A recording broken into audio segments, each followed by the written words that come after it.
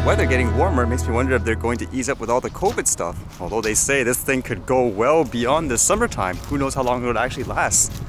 Because to my understanding, they said even though if you finish the first wave, there's going to be another one later on. It's basically going to be non-stop. So hopefully there's a solution in place later on to ensure that people can get back to their regular daily life, I guess you could say. I guess for today, all those Mavic 2 Air leaks and stuff isn't stopping. I know yesterday DJI released that teaser and stuff like that. Well, it seems like now people actually saw more photos and even specs this time of the actual drone. I was reading how this site apparently got all the information from the Untitled site, where there's basically official listings of things like the radio frequencies, testing the drone, I suppose, provided by the manufacturer. It's not in English, although it makes me wonder if the English translations for this stuff is correct. It says here, "It is not our fault that Untilted's information is public and there are people who consult new approvals every day." I think it's okay if it's in public information. It's good for all of us to get more details, I guess. And as you can see, there were a ton of pictures on the drones, which pretty much match all the other leaked images. To me, it does kind of look like a Mavic Pro in general, except it's a lot smaller. You can see all these different views, the top down, the sides and all that. From the looks of it, there will be sensors on things like the back, not on the top though. They show you things like the battery, which has details that we pretty much confirmed last time with the other FCC leaks. Basically a 3500 milliamp battery. They also got details of the actual drone as well, which will make it interesting. Is this, for example, a Mavic 2 Pro just in a smaller size? Because I know for many, that would be the reason why they would purchase this, if they've held off and all that. I think this was a typo from them because it says the new DJI Mavic Pro 2, I think they meant obviously the Air 2, can reach a speed of 68.4 kilometers an hour with a maximum flight time of 34 minutes, according to the documents. The LiPo battery is 3500 milliamps at 11.5 V, yielding over 40 watts of capacity. Some specs about the cameras they claim: the 48 megapixel camera can capture 4K videos and it has optical sensors and intelligent flight mode. Also, the controller looks to work over 8 kilometers, which would be a huge range increase. Although unless the translation is all wonkers, it says here it features a new folding design and a fully stabilized triaxial camera that captures 4K videos. New folding design seems like the same folding design in general, isn't it? Like based on what you've seen in the other ones. But apparently it does have all those other features like active track and so forth. But according to this too, from what I gather, this thing does have the OcuSync. So it seems like detail wise, the main thing that's missing is the price. We don't know the price of this thing. Although it gives you, I guess, enough details to kind of determine, is this an instant buy, I guess, for people who are looking for a new drone at the moment with what is said here.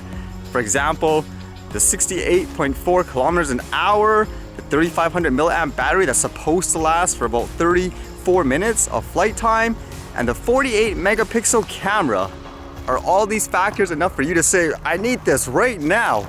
This drone as well should have that ADS-B feature where you can basically monitor air traffic and stuff like that. Although, is that enough of a feature for the most, I guess, common person, again, to say they want this drone right now? I think a lot of people are probably gonna say 48 megapixel camera, this thing is basically smartphone quality, forget it. Although, I guess you'd have to wait and see how it actually performs, because just keep in mind again, not everything is about these high specs. You could have like a camera, I'm just like saying 1000 megapixel or whatever, but if it has like a horrible light sensor and so forth, then what's the point? So we don't really have any footage and stuff and details to see how it actually performs yet. So I guess now it's all about the price. And I guess the interesting thought would be, for those who were going to get it with these details, are you now going to say you want it even more? Or now you're going to say, oh, maybe I should hold off? And vice versa. If you weren't going to get it, does this make you want to get it? Or does it make you want to get it less? I know some of you in the US have made the point that you're going to hold off all drone purchases regardless of companies and all that until the FAA decides what they're going to do with all those remote ID and stuff like that too, which is actually a good point.